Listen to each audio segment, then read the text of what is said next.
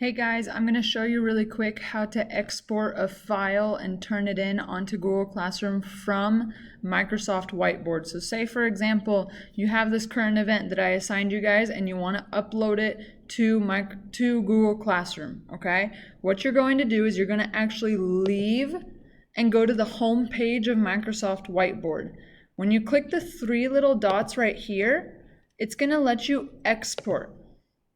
When you click on export, you can save it under any file that you think would be best fit where you would find your assignment, and then you can name it, so like annotations, and then put your name there, so Veronica Belvedere.